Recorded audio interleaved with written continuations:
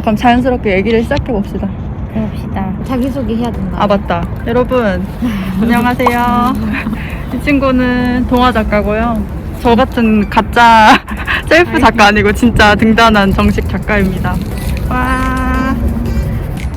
존댓말로 해야겠다. 존댓말 해주세요. 여러분한테 존댓말 해주세요. 대학원을 간 건 근데 사실 저도 대학을 졸업하고 난 다음에 네. 아무 소속이 없어지는 게 막연하게 두려움이 있어서 일단은 가봐야겠다. 뭔가 습작 기간을 좀 연장하고 싶은 마음에 그러니까 일단 그때부터 작가가 될 거라는 생각은 이제 확실히 있으셨고, 근데 사실 그것도 되게 애매한 게 나 동화를 쓴 게 네. 대학교 3학년 때 동화 수업을 듣고 나서 좀 좀 동화가 재미있어지면서 동화를 좀 써야겠다는 마음을 가지고 있었고 근데 할 줄 아는 게 동화 또 이제 글 쓰는 거밖에 없다 보니까 맞아요. 사무직의 뭐 어떤 종류도 몰랐고 맞아요. 뭐 이런 거 맞아요. 저도 잘 몰라서 일단 하던 거를 계속 하자라는 생각으로 대학원을 진학을 했고 문예창작가 대학원을 맞아요. 진학했고 그래서 대학원 진학할 때 주변 분들이 왜 가냐고 많이 물으셨는데 사실 명확하게 대답을 할 수가 없더라고요. 그래서 막 거기 나오면 어디를 가냐, 어디를 뭘 할 수 있냐 하는데 저는 뭐 두루뭉술하게 뭐 출판사도 가고 뭐 어디도 가고 어디도 간다 말은 했지만 내 진로가 아니라 그냥 보편적인 진로를 말해놓고 그냥 그렇게 생각을 안 했던 거예요. 작가가 되는 것도 잘 사실 뭔가 내가 될 수 있을까? 이런 생각. 그런 마음이 더 컸던 것 같아요. 다 똑같네요, 정말로. 근데 졸업하고 나서도 네? 그냥 2년 동안 사실 조교를 했어서 몸도 마음도 되게 지쳐있는 상태여서 그냥 그때는 막연하게 쉬자라는 생각이 들어서 사실 1년 동안은 네. 그 동화를 이렇게 동화 작가님들이랑 공부할 수 있는 기관이 있는데 동화학교. 동화학교에 거기 가서 1년 동안 공부를 하면서 그때는 진짜 놀면서 했던 것 같아요. 좀 쉬면서 동화학교 다니면서 그러다가 마침 엄마 가게 부모님 가게가 아르바이트생이 또 필요했고 그래서 거기서 일하면서 다 들으셔도 다들 이렇게 삽니다. 유예를 하면서 버티면서 이렇게 어딘가에 이쪽으로 오세요.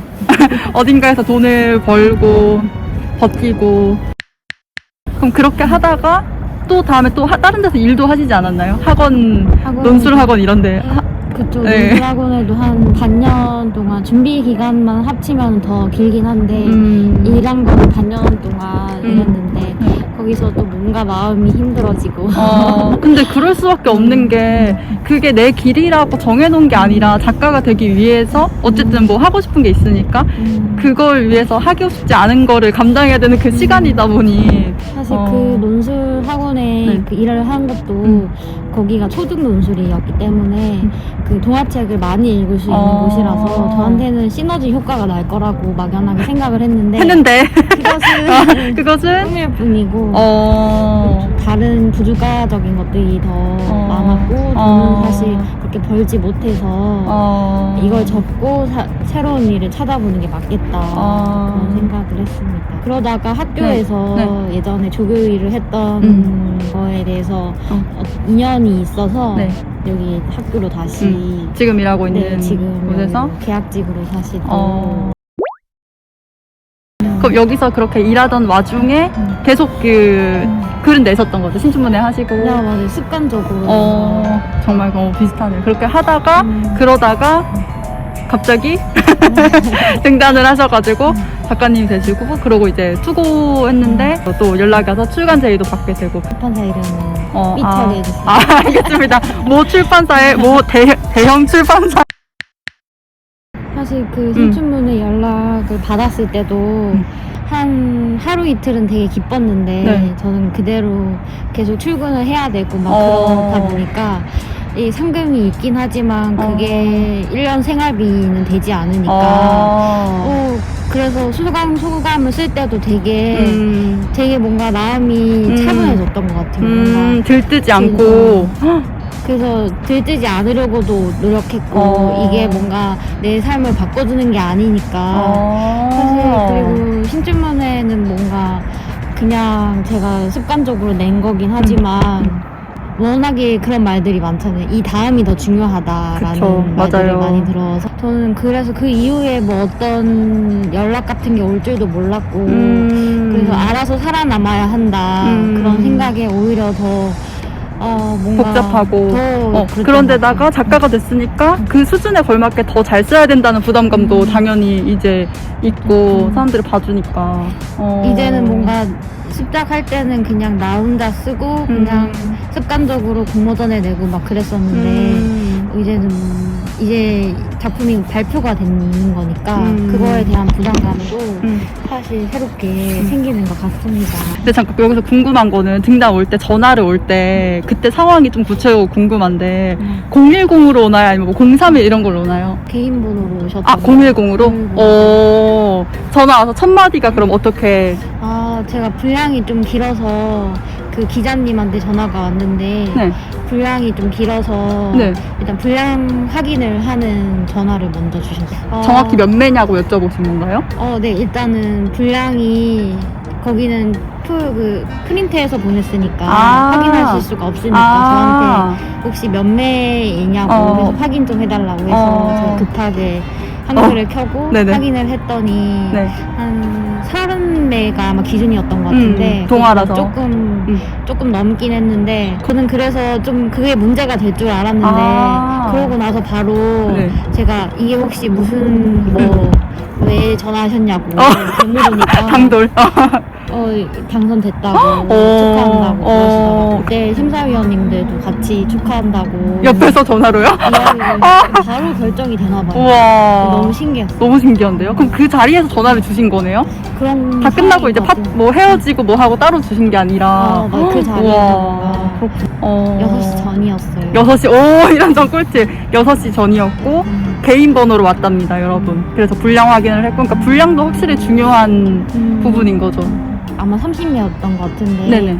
그거보다 조금 더 많이 썼는데도 이렇게 그러면은 보통 플러스 마이너스 10% 뭐 이렇게 하고 얘기하던데 그건 맞는 것 같아요. 그럼 33매 이상이었나요 혹시? 그랬던 것 같아요. 그렇구나.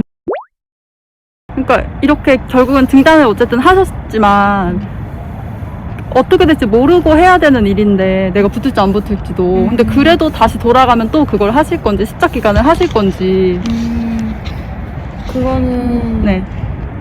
할 줄 아는 게 이거밖에 없어서 결국엔 할 것 같기는 한데 근데 제가 막 어렸을 때부터 네. 막 100일짜리 도망가지 마세요. 100일짜리 막 나가고 네.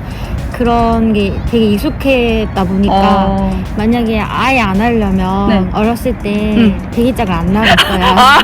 초장에 끊어냈어요. 초장에 아예 끊어버렸어요. 그게 사실 저는 약간 부모님이 응원을 해주시는 편이라서 글 쓰는 거를 네, 특히 어머니가 많이 응원을 해주시는데 글이라는 게 결국에는 자기 이야기를 하는 거고 내가 하고 싶었던 이야기를 뭐 하는 거다 보니까 아마 그래서 많은 분들이 글을 쓰는 것 같은데 그쵸 못 끊어 이거는 또 그쵸. 시작하면 맞아 중독성이 있는 그래서 어떻게 보면은 그래서 그런 매력 때문에 결국에는 또 할 것 같은 하게 될 것 같은 지긋지긋합니다.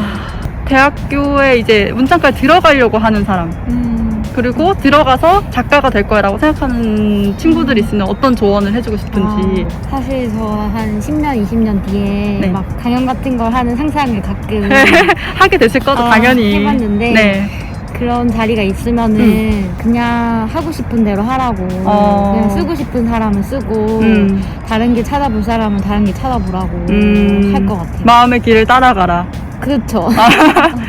근데 그래도 조금이라도 쓰고 싶은 마음이 있으면은 그냥 계속 쓰고 있다 보면은 그냥 뭐라도 하지 않을까 그런 생각이 뭐라도 하고 뭐라도 된다. 그렇죠.